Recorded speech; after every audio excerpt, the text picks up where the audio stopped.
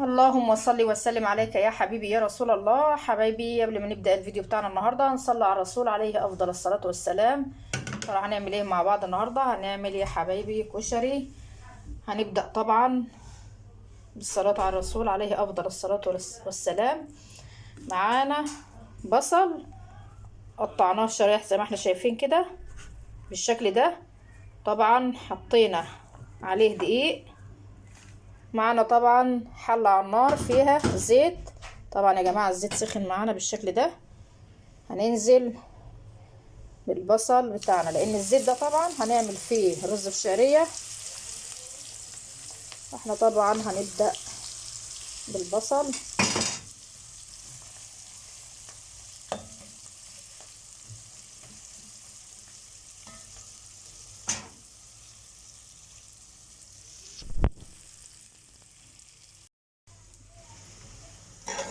بصل يا حبايبي خلاص اهو بدأ كده لونه يبقى دهبي معانا بالشكل ده. طبعا معانا حلة على النار هنعمل الصلصة.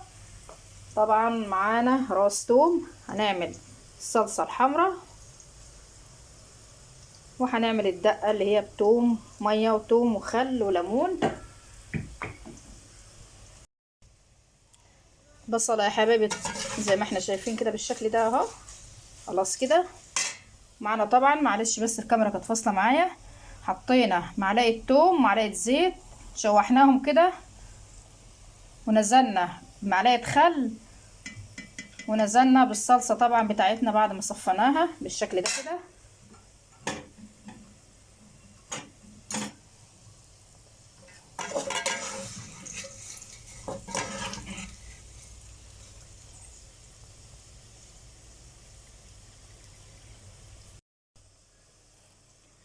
هنعمل يا حبايبي الدقه اللي بخل وليمون، توم وخل وليمون. معانا طبعا حطينا ميه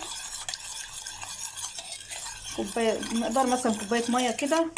وطبعا ضفنا بقيه التوم اللي احنا عملناه في الهون مع بعض، نص معلقه توم كده.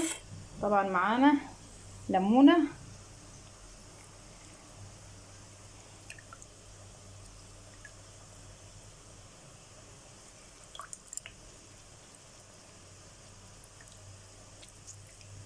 حطينا طبعا نص معلقه كزبره ناعمه. ومعانا طبعا معانا خل، هنضيف يعني مقدار كده معلقه صغيره كده خل.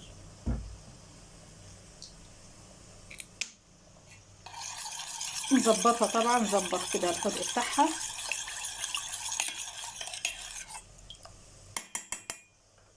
كده جاهزه معانا.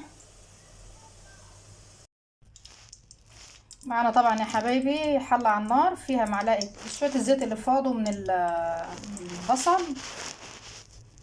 طبعا صفناهم. هنعمل رز بشعريه. هنزل كده بالشعريه.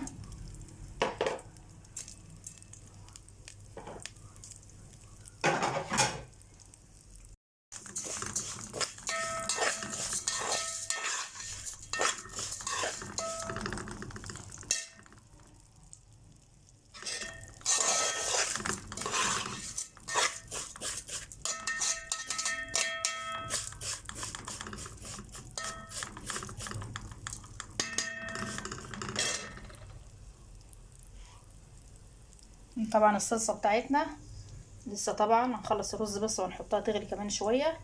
والبصل بتاعنا يا حبايبي زي ما احنا شايفين كده هاخد مصفى طبعا عشان يصفي الزيت بتاعه.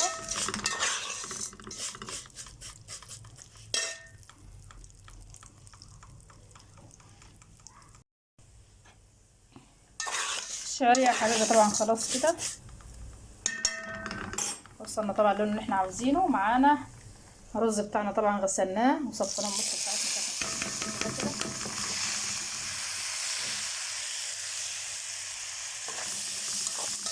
هنديهم تسويحه طبعا قبل ما نسويهم.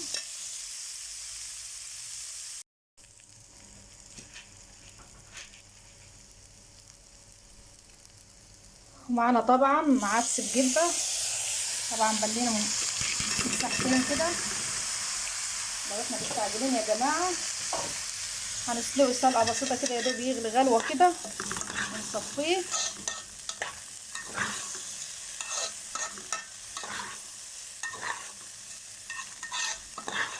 ننزل طبعا كده مع الرز بالشعرية كده وندوم تشويحة كده مع بعض.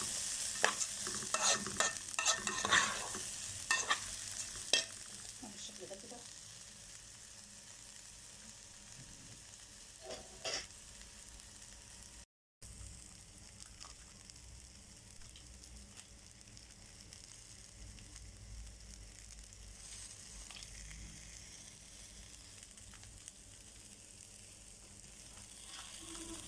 معنا طبعا واحد مكعب مرقة كده، ان احنا طبعا هنزود الرز بتاعنا ميه، نزود الشوربه.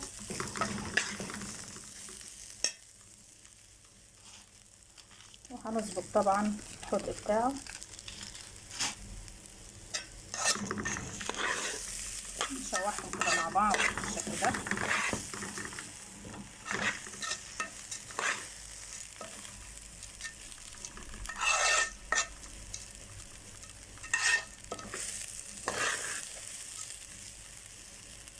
يا جماعه ايه رايكم؟ ما شاء الله.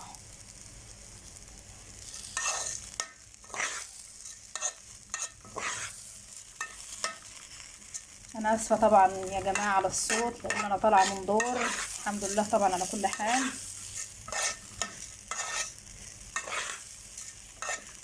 ربنا يعافيكم ويعافينا يا رب.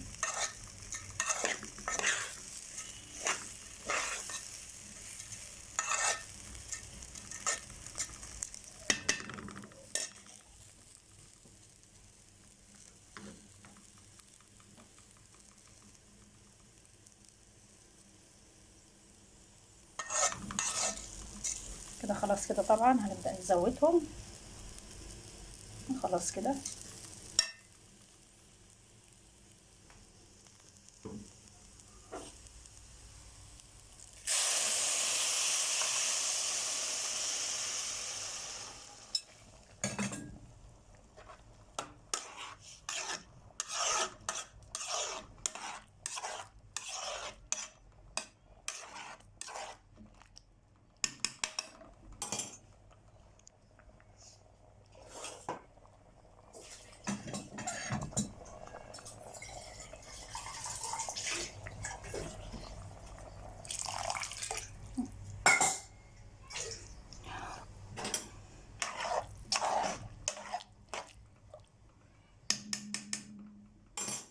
ظابطين طبعا حداهم.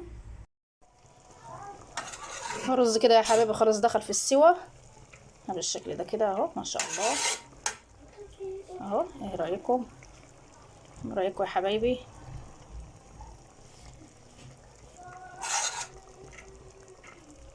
دي احلى طريقه طبعا. نضيف العدس مع الرز بالشعريه، نشوحهم كده ندوم تشويحه مع بعض قبل ما نزوده، احسن من نسلقه. ما نسلقه يا حبايبي بيعمل قشره كده مش حلوه طبعا. طبعا مهديه النار خالص عليه. طبعا الصلصه بتاعتنا خلاص بدأت تسبك معانا. المرحله الاخيره بقى يا جماعه المكرونه. هنسلق طبعا مكرونات معانا، تشكيله كده المكرونه.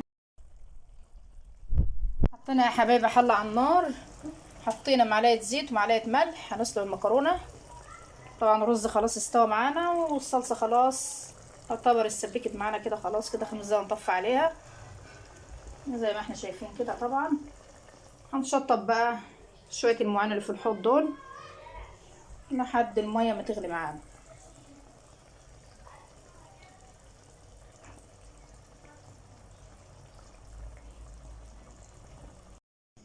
الميه يا جماعه غليت معانا. طبعا مكرونه مشكله معانا، مكرونه اسباجيتا، مكرونه قلم، مكرونه خواتم.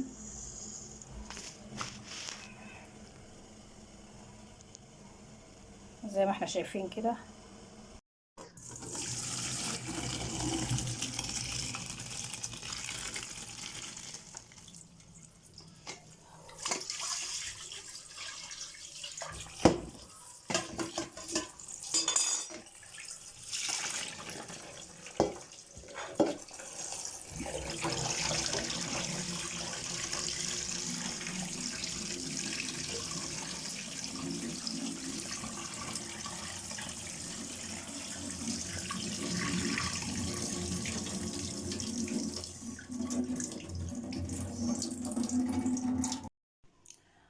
حبايبي خلاص المكرونه زي ما احنا شايفين، طبعا سلقناها وصفناها بالشكل ده وشطفناها. وكده البصل بتاعنا، وادي حله الرز،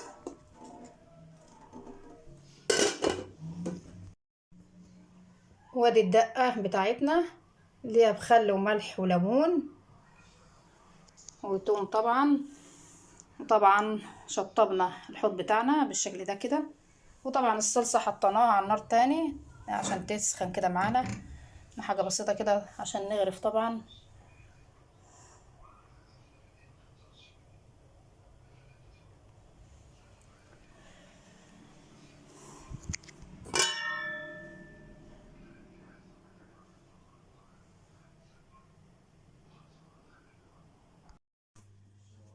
هنغرف بقى يا حبايبي. طبعا هنبدأ كده بالرز بالشعرية كده مع العدس بالشكل ده كده.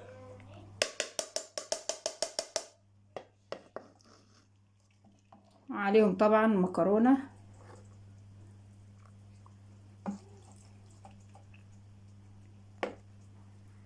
بالشكل ده.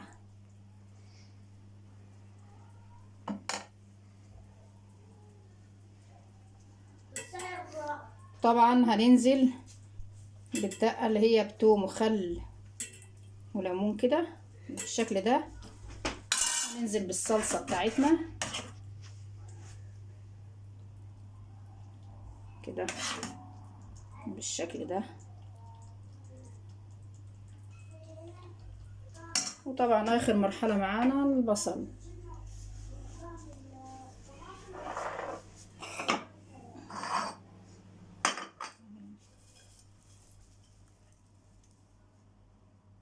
طبعا معانا البصل بتاعنا بالشكل ده كده، رش على وش طبعا لو احنا عايزين حابين كده اهو يا جماعة شايفين.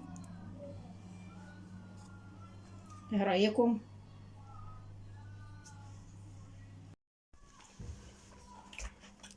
الكشري يا جماعة بعد ما غرفناه معانا طبعا دي بالشطة، معانا الدقة بتاعتنا خل وملح وليمون اهي.